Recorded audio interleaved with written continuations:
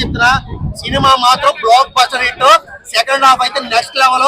చాలా అంటే చాలా బాగుంది. కానీ జనాలకు ఎవరు నచ్చవడం కారణం ఒకటే, మారండి మంచిగా ఉండండి అంటే ఎవరు విన్నాడో ఎవరికి నచ్చదు. సో క్లైమాక్స్ లో పార్ట్ 3 హిట్ ఇచ్చారు, అది ఎలా ఉండబోతుంది? అది ఇంకా వేరే నెక్స్ట్ లెవెల్ అన్నది.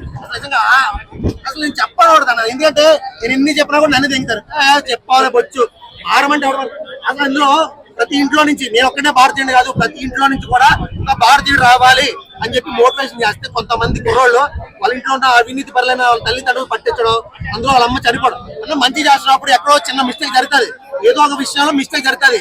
దాన్ని తట్టుకుని ఓర్చుకోగలిగితేనే, నిలబడితేనే విజయం అనేది ముందుకెళ్తుంది. సో అక్కడ మన వాళ్ళు ఆగిపోయి భారతీయుడిని రోడ్డు మీద రాళ్లతో కర్రలతో కొడతా ఉంటే ఆ సీన్ వస్తే కళ్ళల్లో జీలు వచ్చిందన్న.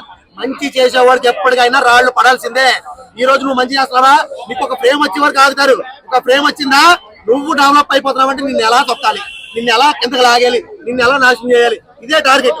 ఎవడో ఒక్కడికి హెల్ప్ చేయని నా కొడుకు ప్రతి ఒక్కడు వచ్చేస్తాడు, వాగుతాడు. సో నేను ఒకటే చెప్తున్నా, సినిమా ప్రతి ఒక్కరు ఫ్యామిలీ తెలియ చూడండి. మీరు మారపోయినా పర్వాలేదు కానీ సినిమా మాత్రం చూడండి, సూపర్ ఉంది.